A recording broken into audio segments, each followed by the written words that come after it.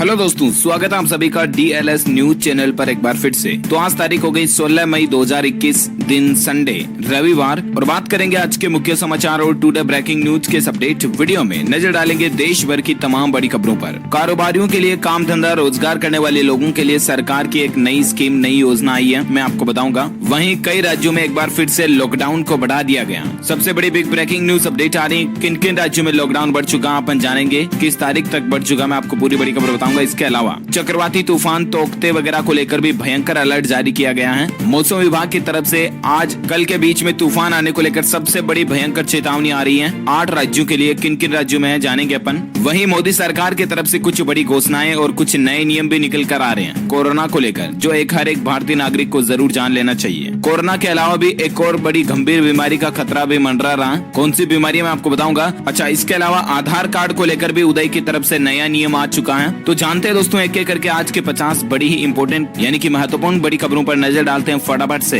बिल्कुल बने रहिएगा मेरे साथ इस वीडियो में और एकदम पूरा लास्ट तक देखते रहिएगा। बिना टाइम वेस्ट किए सीधे ले चलता हूँ पहली खबर में। तो देखिए, उदय ने नया निर्देश जारी किया है आधार कार्ड को लेकर। दरअसल कोरोना से जुड़े किसी भी काम के लिए आधार अब जरूरी नहीं होगा। वैक्सीन रजिस्ट्रेशन के लिए पैन कार्ड और ड्राइविंग लाइसेंस ही काफी है। आपके काम की 2 बड़ी बातें स्क्रीन पर आप देख पा रहे होंगे। अगर किसी के पास आधार कार्ड नहीं है या फिर किसी कारणवश से ऑनलाइन वेरिफिकेशन नहीं हो पा रहा है, तो संबंधित एजेंसी या डिपार्टमेंट को आधार कानून 2016 के सेक्शन 7 के तहत उनका काम पूरा करना होगा। उसे रोका नहीं जा सकता। वहीं आधार कार्ड जो है वो वैक्सीन रजिस्ट्रेशन के लिए आवश्यक फोटो पहचान पत्रों में से एक है। लेकिन आधार नहीं होने की स्थिति में पैन कार्ड या ड्राइविंग लाइसेंस या सरकार का स्वास्थ्य बीमा कार्ड, पेंशन दस्तावेज भी वैक्सीन रजिस्ट्रेशन के लिए मान्य होंगे। ये आधार को लेकर नए नियम आज ही उदय ने जारी किए हैं, ताकि दोस्तों क्या कि जिन लोगों का आधार के साथ अगर कोई मसला चल रहा ना, तो भी उनकी वैक्सीन नहीं रुके वगैरह वगैरह, उनके काम नहीं अटके, इसलिए उदय ने ये नियम लागू किए हैं। अच्छी बात है। और चलिए अगली बड़ी खबर देखिए। अगले सप्ताह लॉन्च होगी DRDO की कोरोना की दवा 2DG उसका नाम है, जो कि मरीजों के लिए रामबाण साबित होगी। अब कोविड-19 से निपटने के लिए हमारे ही देश की DRDO द्वारा विकसित की गई 2DG दवा की 10,000 खुराक का पहला बैच अगले सप्ताह लॉन्च किया जाएगा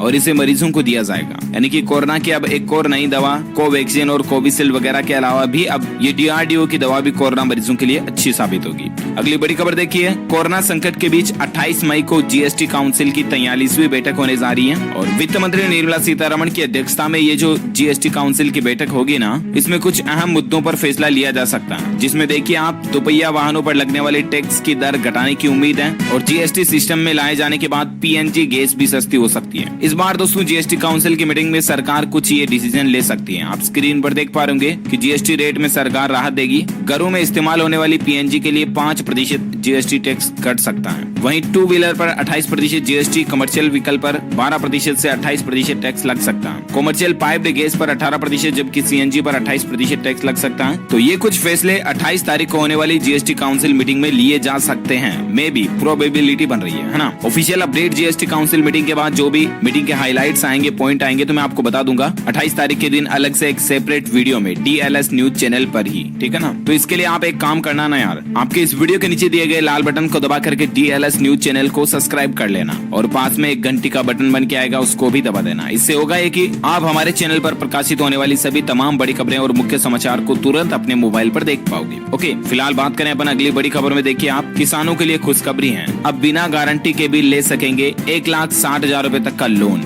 जी हाँ, अभी इस कोरोना काल में किसान भाई लोगों के लिए सरकार की तरफ से बहुत ही अच्छी राहत दी गई है। किसानों की इनकम डबल करने के लिए हरियाणा में पशु किसान क्रेडिट कार्ड की भी सेवा शुरू की गई है।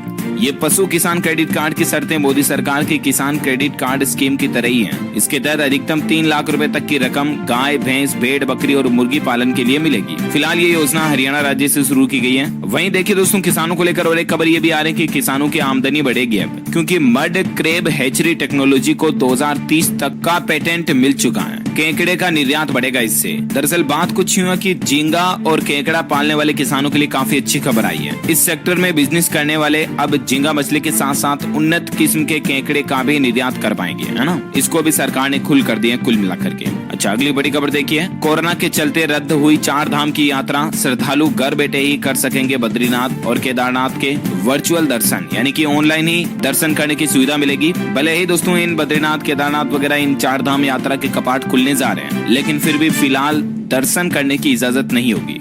यात्रा करने की इजाजत श्रद्धालुओं को नहीं होगी। तो सभी श्रद्धालु भाई लोग जो है घर बैठे ही ऑनलाइन ही ये दर्शन कर पाएंगे। ओके, अगली बड़ी खबर देखिए, घर में आएगी फ्री में ऑक्सीजन, दिल्ली में शुरू हुई ऑक्सी टैक्सी करके सर्विस। जी हाँ, राजधानी दिल्ली में अरविंद केजरीवाल सरकार की तरफ से ऑक्सीजन सप्लाई को लेकर एक तो ऑक्सीजन बैंक की शुरुआत की गई है और इसके अलावा ऑक्सीजन के लिए टैक्सी की सुविधा जिसका नाम रखा गया ऑक्सी टैक्सी करके ये सर्विस भी शुरू की गई है। इसकी मदद से लोगों के घर तक फ्री में ऑक्सीजन पहुंचाई जाएगी। इसके लिए एक पोर्टल भी शुरू किया गया है unitedbyblood.com। इस पर लॉगिन करके आप ऑक्सीजन के लिए रजिस्टर करके ऑर्डर कर सकते हैं। ओके, अगली बड़ी खबर देखिए, 15 तारीख से लेकर 31 मई तक विशेष अभियान शुरू किया जा रहा है। छोटे कारोबारियों सहित उद्योग जगत को सरकार से फौरी राहत मिलने जा रही है। टैक्स रिफंड जल्द दिलाने के लिए आज से एक विशेष अभियान शुरू हो चुका है। दरअसल बात कुछ यूं है कि सरकार ने उद्योग जगत खास करके जो छोटे कारोबारी है, MSME वगैरह, जो अपना छोटा काम धंधा बिजनेस करने वाले जो लोग बाग है ना, उनके टैक्स रिफंड और ड्यूटी ड्रॉबैक क्लेम का निपटारा प्राथमिकता के आधार पर कराने की कवायद शुरू कर दी है। अगर उनका इनकम टैक्स वगैरह में थोड़ा बहुत रिफंड आना ड्यू है तो वो अब उम्मीद है कि 30 मई तक के अंदर आ जाएगा, है ना। ज्यादा इन्फॉर्मेशन आप देख सकते हैं। अगली बड़ी खबर देखिए, उत्तर प्रदेश में 17 मई से 23 जिलों में 18 से 44 साल तक की आयु वर्ग के लोगों को कोरोना वैक्सीन लगना शुरू हो जाएगी। ये यूपी के मुख्यमंत्री योगी आदित्यनाथ सरकार की प्लानिंग है।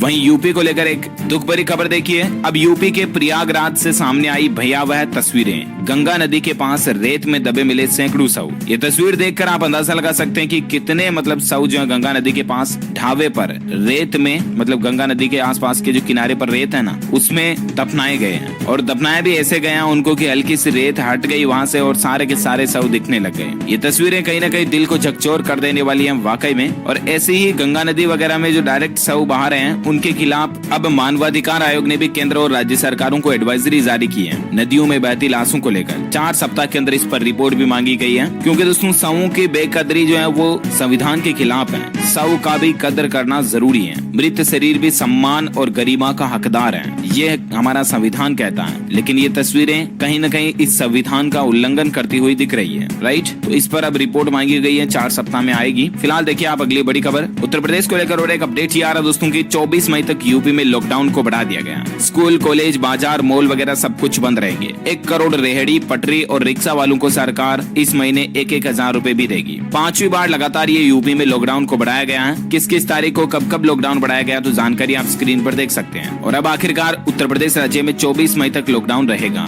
कल शाम को ही योगी कैबिनेट की बैठक में ये फैसला लिया गया है और तकरीबन 16 करोड़ गरीब परिवारों को सरकारी मदद मिलेगी। 1-1 हजार रुपए की सहायता राशि किन किन को मिलेगी तो आप देख सकते हैं, नाई, धोबी, मोची, हलवाई, ई रिक्शा, रिक्शा चालकों को, दिहाड़ी मजदूर, ठेला, रेहड़ी वालों को, पटरी वालों को, आदि दुकानदार वालों को सरकार ये सहायता देगी, है ना। और अगली बड़ी खबर देखिए आप, हिमाचल प्रदेश में भी 17 मई से मेगा वैक्सीनेशन प्रोग्राम शुरू होने जा रहा और इसके तहत 18+ उम्र वालों को भी टीका लगना शुरू हो जाएगा 17 तारीख से हिमाचल में, है ना। अगली खबर देखिए, कोविड से लड़ाई में मदद मिलेगी। केंद्र सरकार ने सामानों की सरकारी खरीद से जुड़े नियमों को बदल दिया। मेक इन इंडिया को प्राथमिकता की जो शर्त थी उसको भी हटा दिया। 30 सितंबर 2021 तक ये छूट मिलती रहेगी। वाणिज्य मंत्रालय ने इसको लेकर आदेश भी जारी कर दिया। इसके कुछ मुख्य पॉइंट्स आप देख सकते हैं कि 50 लाख रुपए से कम की खरीदारी स्थानीय आपूर्तिकर्ताओं से की जाएगी। 50 लाख से ज्यादा की स्थिति में 20% खरीदारी स्थानीय स्तर पर होगी और 5 लाख से कम की सरकारी खरीदारी में ये नियम लागू नहीं होगा। ज्यादा इन्फॉर्मेशन आप देख सकते हैं। और अगली बड़ी खबर देख पा रहे होंगे दोस्तों के कृषि कानूनों के विरोध में आंदोलन के 6 महीने पूरे होने पर 26 मई को काला दिवस के रूप में मनाने जा रहे हैं किसान भाई लोग। संयुक्त किसान मोर्चा की तरफ से ये ऐलान किया गया। आपको पता होगा कि लगभग 6 महीने हो चुके हैं किसान आंदोलन चल रहा, तीनों कृषि कानूनों को रद्द कराने के विरोध में, राइट। और अब 26 मई को किसान वालों काला दिवस के रूप में भी मनाने जा रहे हैं। साथ ही बड़ी खबर देखिए, 7 दिन खुलेंगी सरकारी दुकानें। राशन लेने से पहले कार्ड होल्डर पढ़ लें, बाहर लगा नोटिस। राजधानी दिल्ली में कैबिनेट की बैठक में एक और बड़ा फैसला ये लिया गया दोस्तों की अब संडे के दिन भी, साप्ताहिक अवकाश के दिन भी राशन की दुकानें खुली रहेगी। 7 दिन सुबह 9 बजे से लेकर दोपहर 1 बजे तक और दोपहर 3 बजे से लेकर शाम 7 बजे तक बिना किसी अवकाश के सरकारी राशन की दुकानें जो है दिल्ली में अब खुली रहेगी। साथ ही बड़ी खबर देखिए दोस्तों कि स्टेरॉइड दवा का गलत इस्तेमाल करना भी ब्लैक फंगस का एक मुख्य कारण बन रहा है। दिल्ली एम्स के डायरेक्टर डॉक्टर गुलेरिया की चेतावनी निकल कर आ रही है। दरअसल आपको पता होगा कि आजकल कोरोना के बीच हमारे देश में ब्लैक फंगस बीमारी को लेकर काफी खबरें आपने सुनी भी होगी और मैंने भी DLS न्यूज के ऊपर बताई थी कि कोरोना के बीच अब एक ये नई बीमारी लोगों में देखी जा रही है। ब्लैक फंगस होता क्या है, तो इसमें नाक और आंख के ऊपर आसपास सूजन जलन होती है और फिर आंख पर यह सबसे ज्यादा गंभीर प्रभाव डालता है। देखिए दोस्तों, कल ही महिला की जान बचाने के लिए आंख निकालनी पड़ी और इस पर डॉक्टरों का यह कहना है कि नाक और आंख के आसपास अगर सूजन आए ना तो तुरंत आप डॉक्टर को दिखाएं, क्योंकि पहले स्टेज पर ही इसका इलाज संभव है ना। तो इस बात का ध्यान रखें आप। ब्लैक फंगस इतना ज्यादा बढ़ रहा है, देखिए दोस्तों, खतरनाक बनता जा रहा है। हरियाणा राज्य के 30 लाख शुगर मरीजों पर इसका खतरा भी मंडरा रहा है, क्योंकि शुगर वगैरह के जो मरीज होते हैं ना, उनमें ब्लैक फंगस का खतरा ज्यादा होता है। हरियाणा में अब तक 50 से ज्यादा इस तरह के केस मिल चुके हैं और इसका बचाव ही एकमात्र उपाय है। ब्लैक फंगस में लोगों को अपनी आंखें गंवानी पड़ सकती हैं, ये समझिएगा, आप ध्यान में रखिएगा। और खास करके जो कोरोना संक्रमित लोग हैं, शुगर के मरीज हैं, उनमें इसका खतरा सबसे ज्यादा है। इसके सिम्टम्स वगैरह क्या है, जो भी मैंने आपको कल ही DLS न्यूज चैनल के ऊपर बताए भी थे, क्या लक्षण है इसके और किन बातों का आपको ध्यान रखना चाहिए। तो कल के कोरोना न्यूज अपडेट वीडियो को जरूर देखिएगा आप DLS न्यूज चैनल के ऊपर, जो मैंने डाला है ना उसको। अगली बड़ी खबर देखिए दोस्तों, घर पर जो इलाज करा रहे हैं ना, उन कोरोना के मरीजों को रेमडेसिविर दवा भी नहीं लेनी चाहिए। आइसोलेशन में रोजाना आप व्यायाम करें, एक्सरसाइज करें, योगा करें, यही एम्स के डॉक्टर का भी कहना है। मतलब ज्यादा दवाइयां खाना भी कहीं ना कहीं सेहत के लिए नुकसानदायक ही होता है। एक डॉक्टर खुद ये कह रहा है तो बहुत चीज असरकारक होगी ना। अगली बड़ी खबर देखिए, वैक्सीन लगवाई हो या नहीं, कोरोना से जंग में मास्क, फिजिकल डिस्टेंसिंग और वेंटिलेशन जरूरी है। ये देश के प्रमुख वैज्ञानिक सलाहकार का कहना है कि मास्क जरूर लगाएं, सोशल डिस्टेंसिंग बनाए रखें और आप अपने आप का ख्याल रखें, ठीक है ना। अगली बड़ी खबर देखिए दोस्तों, अस्पताल के बेड के बाद केरल सरकार ने तय किया PPE किट्स और N95 मास्क के दाम। जी हाँ, केरल के प्राइवेट अस्पतालों में कोविड-19 के इलाज की कीमतें ऑलरेडी तय कर चुकी हैं केरल सरकार, और अब केरल के मुख्यमंत्री पिनराई विजयन ने PPE किट्स और मास्क की कीमतें भी तय कर दी हैं। PPE किट की कीमत 273 रुपए से ज्यादा नहीं हो सकती और एक N95 मास्क की कीमत 22 रुपए से ज्यादा नहीं हो सकती है, ये कहना केरल के मुख्यमंत्री का। और अगली बड़ी खबर देखिए दोस्तों, कोरोना काल में बच्चों को निमोनिया से बचाने का एक अभियान शुरू किया गया, जिसके तहत न्यूमोकोकल का टीकाकरण करवाया जाएगा, यानी कि बच्चों में न्यूमोकोकल का वैक्सीन लगाया जाएगा। ये शुरुआत जम्मू कश्मीर से की जा रही है हमारे देश में, और इसकी शुरुआत पर अभिभावकों ने वाकई में भारत सरकार की ओर से इस तरह की पहल, जो कि बच्चों के स्वास्थ्य की दिशा में एक बहुत ही अच्छा कदम माना जा रहा। अब बच्चों को न्यूमोकोकल का टीका लगाया जाएगा, अभी इस न्यूमोनिया नहीं बढ़े इसलिए। अच्छा, अगली खबर देखिए दोस्तों, कर्ज में डूबते जा रहे हैं राजस्थानी। हर व्यक्ति पर 51,888 रुपए का कर्ज हो चुका है। प्रदेश पर कुल जितना लोन उसके 25% यानी कि 1 लाख करोड़ रुपए गहलोत सरकार ने 2.5 साल में लिए हैं। अब देखिए दोस्तों, यहाँ पर कांग्रेस ने 2.5 साल में इतना कर्ज ले लिया कि हर एक राजस्थानी पर 50,000 से भी ज्यादा का लोन हो चुका है। मतलब हजारों करोड़ रुपए राजस्थान ने लोन में लिए हैं। देखिए 2018-19 में राजस्थान सरकार पर 3,11,373 करोड़ का कर्ज था, जो 2020-21 में बढ़कर सीधा 4,09,000 करोड़ को पार कर गया। यानी कि देखा जाए तो इससे यही साबित होता दोस्तों कि राजस्थान सरकार जो है लोन ले लेके लोगों को अलग अलग योजनाएं देने के नाम पर खुश करती है, लेकिन ये सरकार को जरूर सोचना समझना चाहिए कि राज्य पर इतना कर्ज बढ़ता जा रहा है। देखिए मतलब हालात देखिए सरकारों के भी। अगली बड़ी खबर में अपन जाने दोस्तों, कोरोना से संबंधित कुछ महत्वपूर्ण बड़ी खबरें हैं, लेकिन इससे पहले मैं आपको आज के मौसम समाचार बताना चाहूंगा, जहां तूफान वगैरह को लेकर भयंकर चेतावनी आ रही है। बड़ी खबर देखिए आप कि भारी बारिश और तेज हवाओं से लक्षद्वीप में तबाही का मंजर देखने को मिला। ये कुछ तस्वीरें आप देख पा रहे होंगे दोस्तों कि किस तरह से पेड़ पौधे जो टूट गए हैं। ये कल ही लक्षद्वीप में भारी बारिश देखने को मिली और उसी का मंजर है। कल तोकते तूफान की वजह से असर दिखा और केरल में भी तेज बारिश हुई। गुजरात के कई जिलों में अभी भी ऑरेंज अलर्ट जारी हो चुका। ये तस्वीर आप देख पा रहे कि किस तरह से केरल राज्य में भयंकर बारिश हुई। और अभी दोस्तों तेज बारिश और तूफान के बीच केरल में कल ही 3 मछुआरे भी फंस गए थे, तो ICJ ने उनको रेस्क्यू किया, जबकि पहले से मौसम विभाग अलर्ट जारी कर चुका है कि अभी आजकल में तूफान आने वाला है, तो मछुआरे भी समुद्र वगैरह में ना जाएं और आप भी घर से बाहर ना निकलें। देखिए बड़ी खबर आपकी, तूफान तोकते की चेतावनी के कारण मुंबई में भी 2 दिन के लिए कोरोना वैक्सीनेशन यानी कि टीकाकरण को भी रोक दिया। BMC ने इस बात की जानकारी दी है। तूफान के कारण मुंबई में टीकाकरण भी रुक चुका है और इसके अलावा इसी तूफान के कारण मुंबईकर लोग घर से भी बाहर ना निकले, ये कहना है प्रशासन का, क्योंकि तोकते तूफान की रफ्तार और तेज होती जा रही है। इसी तूफान के कारण कई राज्यों की ट्रेनों को भी रद्द कर दिया और भारत के प्रधानमंत्री नरेंद्र मोदी ने स्थिति से निपटने के लिए एक हाई लेवल की मीटिंग भी शुरू की है। और मौसम विभाग ने तोकते चक्रवाती तूफान को लेकर पश्चिमी तटीय राज्य को सतर्क कर दिया। अब यहाँ पर दोस्तों कई रूट की ट्रेनों को भी रद्द कर दिया, जैसे कि पुरी, ओखा, राजकोट, पोरबंदर, सिकंदराबाद वगैरह वगैरह, इन ट्रेनों को रद्द कर दिया। साथ ही बड़ी खबर देखिए दोस्तों, अब ये जो चक्रवाती तूफान है ये धीरे धीरे भीषण चक्रवाती तूफान में तब्दील हो रहा है तोकते करके। IMD यानी कि भारतीय मौसम विज्ञान विभाग ने इसको लेकर अलर्ट जारी किया। गोवा सरकार ने भी चक्रवात तूफान तोकते से निपटने के लिए सख्त कदम उठाए हैं। रेस्क्यू टीमों को एनडीआरएफ को तैनात कर दिया। महाराष्ट्र सरकार ने भी कहा कि चौकन्ना रहे अधिकारी वर्ग, क्योंकि कुछ ही घंटों में चक्रवाती तूफान तोकते जो वो तबाही मचा सकता है। गृह मंत्रालय ने इसको लेकर एक एडवाइजरी भी जारी की है। ये तोकते तूफान दोस्तों उत्तर पश्चिमी दिशा की तरफ बढ़ने लगा और लगभग 18 मई को शाम के समय ये पोरबंदर नलिया के बीच गुजरात तट को पार करने की संभावना जताई जा रही है। अगले 6 घंटों के दौरान और भी ये खतरनाक हो सकता तूफान, और केरल से गुजरात तक में अलर्ट जारी किया गया। किन किन राज्यों में ये तूफान को लेकर गंभीर चेतावनी है तो मैं आपको बता दूं, केरल तो है ही है, इसके अलावा गुजरात, महाराष्ट्र, कर्नाटक, गोवा, इन राज्यों में ये तूफान भयंकर तबाही मचा सकता है, कहर बरपा सकता है। मौसम विभाग की तरफ से ये अलर्ट और चेतावनी आ रही है। अरब सागर में उठ रहा है चक्रवात तूफान 18 मई तक में गुजरात के तट से टकरा सकता है, ठीक है ना। और इसके चलते महाराष्ट्र, केरल, कर्नाटक, इन राज्यों में भारी बारिश की भी संभावना है। तो आप ध्यान रखिएगा, अपने आप का भी, अपने परिवार वालों का भी, बिना काम घर से बाहर मत निकलिएगा, ठीक है ना। वैसे संपूर्ण भारत का आज 16 मई 2021 का मौसम पूर्वानुमान आखिर क्या कहता है? तो दोस्तों अगले 24 से 48 घंटों के दौरान केरल, तटीय कर्नाटक, गोवा, कोंकण, लक्षद्वीप, आंतरिक तमिलनाडु, इन जगहों पर मध्यम भारी बारिश हो सकती है। वहीं मध्य महाराष्ट्र, दक्षिण गुजरात, सिक्किम, उत्तर पूर्व भारत में भी आपको हल्की फुल्की बारिश देखने को मिल सकती है। अंडमान निकोबार द्वीप समूह, पश्चिम हिमालय, मध्य प्रदेश, पंजाब और राजस्थान के भी कुछ इलाकों में अगले 24 से 48 घंटों के दौरान हल्की बारिश होने की संभावना है। ओके, तो ये रहा आज का वेदर अलर्ट, मौसम अपडेट। और अब अपन नजर डालते दोस्तों देश में कोरोना वायरस से संबंधित कुछ बड़ी खबरों पर। देखिए बड़ी खबर आप कि शहीद भगत सिंह के भतीजे अभय सिंह संधू की भी कोरोना से मौत हो चुकी है। ये भगत सिंह के भतीजे थे, अभय सिंह इनका नाम है। ये एक सामाजिक कार्यकर्ता थे, 63 वर्षीय इनकी उम्र थी। कोविड-19 के बाद ये हॉस्पिटल में भर्ती थे और अब ये हमारे बीच नहीं रहे हैं। इनको अश्रुपूर्ण श्रद्धांजलि हमारी तरफ से, भगवान इनकी आत्मा को शांति दे। और कोरोना पर अगली बड़ी खबर देखिए दोस्तों, पीएम मोदी ने कल ही हाई लेवल मीटिंग की, आपको पता होगा, मैंने अपडेट बताया भी था। और गाँव में specially door to door testing के लिए और ऑक्सीजन सप्लाई पर इंतजाम करने के लिए पीएम मोदी ने खास फोकस जोर किया कल की मीटिंग में।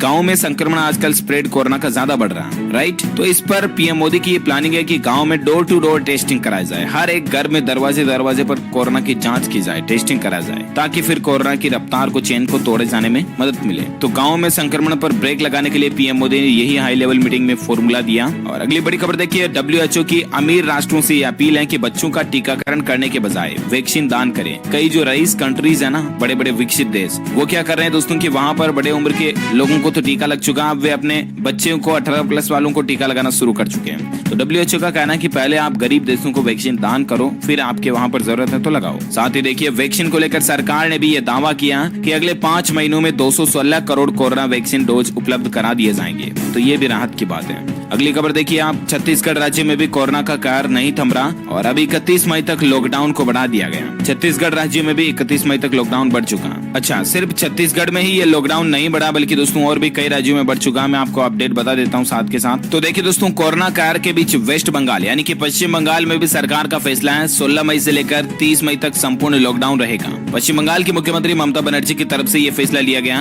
कि कोरोना महामारी के कहर के बीच अब पश्चिम बंगाल में कंप्लीट लॉकडाउन का ऐलान कर दिया गया। इस दौरान अनिवार्य सेवाओं को छोड़कर सभी तरह की गतिविधियों पर पाबंदी रहेगी पश्चिम बंगाल में, है ना। और वहीं पश्चिम बंगाल में कल ही ये भी आदेश जारी हो चुका है कि 10वीं 12वीं की परीक्षाएं जो वो स्थगित हो चुकी हैं अगले आदेश तक। अभी इनकी तारीख कोई फिक्स नहीं की गई है। फिलहाल 10वीं 12वीं के एग्जाम कैंसिल कर दिए गए, पोस्टपोन कर दिए गए। साथ ही बड़ी खबर देखिए दोस्तों, छत्तीसगढ़ और पश्चिम बंगाल के अलावा हिमाचल प्रदेश में भी 26 मई तक कोरोना कर्फ्यू, लॉकडाउन जैसी बंदी से बढ़ चुकी है। जयराम ठाकुर ने कैबिनेट की बैठक में यह अहम फैसला लिया। वहीं अपडेट देखिए, राजधानी दिल्ली में अब 100 वाहन नहीं वसूल सकेंगे मनमाना किराया। राज्य सरकार ने इसको लेकर रेट तय कर दिए हैं। जी हाँ, मतलब कि जो एम्बुलेंस वगैरह जो कोरोना मरीजों का 100 ले जाती है ना, उनके लिए अब रेटें तय कर दी गई। क्योंकि आपने कई बार देखा होगा, सुना भी होगा मीडिया में कि कोरोना मरीजों को जो एम्बुलेंस ले जाती है वो मतलब लाने ले जाने के लिए 10-10 हजार रुपए, 15-15 हजार रुपए यूं ही वसूल रहे हैं मन मर्जी से पैसा। तो इसके लिए दिल्ली सरकार ने रेटें तय कर दी हैं। 10 किलोमीटर तक की दूरी के लिए 1300 रुपए होगी रेट, और उसके बाद प्रति किलोमीटर 100 रुपए एक्स्ट्रा देने पड़ेंगे। एम्बुलेंस चालक इससे ज्यादा पैसे नहीं वसूल पाएंगे, ठीक है ना।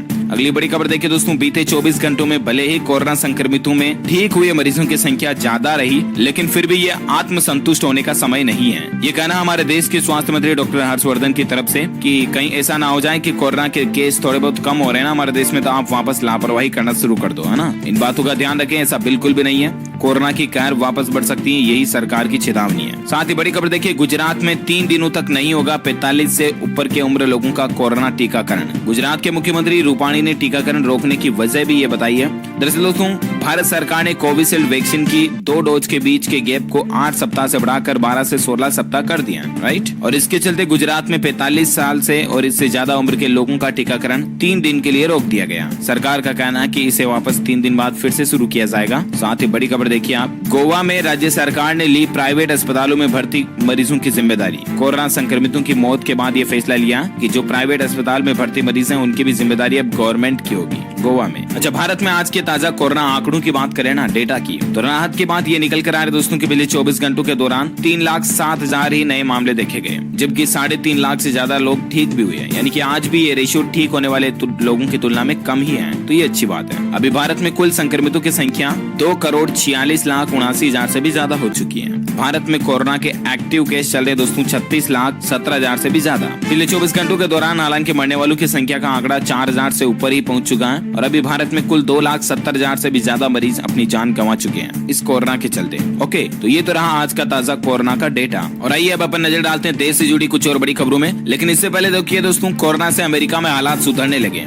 अमेरिका के लोगों को ये राहत दी गई है कि जिन लोगों का वैक्सीनेशन यानी कि टीकाकरण हो चुका ना, उन्हें अब अमेरिका में मास्क लगाने की जरूरत नहीं है। और ये दुनिया के लिए एक राहत की बात ये है कि अमेरिका में आपको पता होगा जब कोरोना की पहली लहर थी तब भी कितना कहर मचा था, उसके बावजूद अमेरिका में हालात इतने ज्यादा सुधर चुके हैं कि अब जो वैक्सीन लगवा चुके हैं उन्हें मास्क लगाने की भी जरूरत नहीं है। तो कहीं ना कहीं देखा जाए तो वैक्सीन से लोगों को राहत जरूर मिल रही है और इसके अलावा जल्द ही दुनिया कोरोना महामारी से उबरने की ओर है, ऐसा प्रतीत होता है, राइट। और अगली बड़ी खबर देखिए, मणिपुर राज्य में भूकंप के झटके महसूस किए गए, रिएक्टर स्केल पर 4.3 तीव्रता रही। राहत की बात है, जानमाल का नुकसान नहीं हुआ। साथ ही अपडेट देखिए आप, मदद करने की अब बारी हमारी, ये कहना अमेरिका का। अमेरिका ने भारत को उपकरण और मेडिकल हेल्प भेजने की घोषणा की है। कोरोना महामारी के बीच ये राहत की बात है। साथ ही बड़ी खबर देखिए, छत्तीसगढ़ राज्य में स्मार्टफोन और इंटरनेट अगर नहीं भी है तो भी सीजी टीका पोर्टल से रजिस्ट्रेशन हो पाएगा। दरअसल कई लोगों की ऐसी समस्या दोस्तों की वैक्सीन लगाने के लिए नियम तो ये है कि आपको पहले से रजिस्ट्रेशन करना जरूरी होता है, राइट। लेकिन कई लोगों के पास मोबाइल फोन ही नहीं है, कंप्यूटर नहीं है, लैपटॉप नहीं है, इंटरनेट भी नहीं है, फिर वो क्या करेंगे? क्या वो टीका नहीं लगाएंगे? तो ऐसा नहीं है। छत्तीसगढ़ राज्य सरकार ने इस तरह की नई सुविधा शुरू की है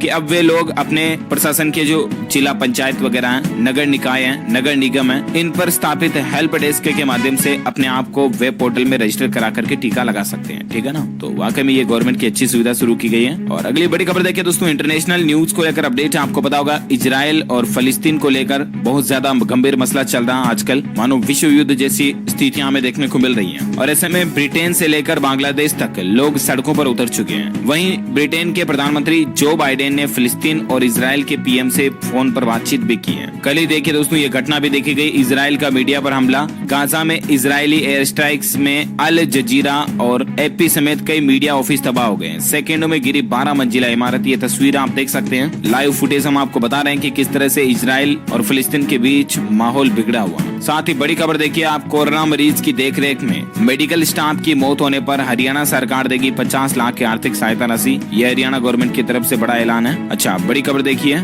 जम्मू कश्मीर में पर्यटन उद्योग से जुड़े लोगों के लिए 3 करोड़ के आर्थिक पैकेज का ऐलान किया गया गवर्नमेंट की तरफ से, जो पर्यटन उद्योग वाले हैं उनके लिए। साथ ही बड़ी खबर देखिए, हीरो मोटोकॉर्प कंपनी वापस अपना उत्पादन शुरू करने जा रही है। हरियाणा और उत्तराखंड के 3 प्लांट 17 मई से शुरू होंगे। 22 अप्रैल को ही इनकी मैन्युफैक्चरिंग को बंद कर दिया था, तो हीरो मोटोकॉर्प वापस अपने प्लांट को शुरू करने जा रही है। वहीं हरियाणा राज्य में देखिए, बीपीएल परिवारों की मदद करेगी अब हरियाणा सरकार, इलाज के लिए देगी इतनी राशि। दरअसल जो मरीज घर पर ही आइसोलेट हैं उन कोरोना मरीजों को भी 5,000 रुपए देगी हरियाणा सरकार, और जो मरीज प्राइवेट हॉस्पिटल में या आईसीयू बेड पर अपना इलाज वगैरह करवा रहे हैं ना, उनको 35,000 रुपए की सहायता राशि देगी, है ना। अगली बड़ी खबर में कुछ एजुकेशन न्यूज, शिक्षा से संबंधित खबरें जान लेते हैं। देखिए अपडेट आप, आरबीएसई में पढ़ाई का नया अंदाज, अब राजस्थान बोर्ड में 10वीं और 12वीं के लिए एनसीईआरटी का सिलेबस होगा। मिशन ज्ञान पर वीडियो वगैरह भी अपलोड किए जा रहे हैं, जहां से स्टूडेंट्स ऑनलाइन टीचिंग कर सकते हैं। साथ ही बड़ी खबर देखिए, सरकारी नौकरी को लेकर इंडियन कोस्ट गार्ड ने अपर डिवीजन क्लर्क समेत विभिन्न पदों पर भर्ती निकाली है। ये देख सकते हैं आप, पदों की संख्या 75 है। योग्यता इसमें ग्रेजुएशन मांगी है। आयु सीमा 56 साल है। आवेदन की अंतिम तारीख 28 जून है। ऑफिशियल पोर्टल के जरिए आप ऑनलाइन अप्लाई कर सकते हैं, indiancoastguard.gov.in के जरिए। ओके,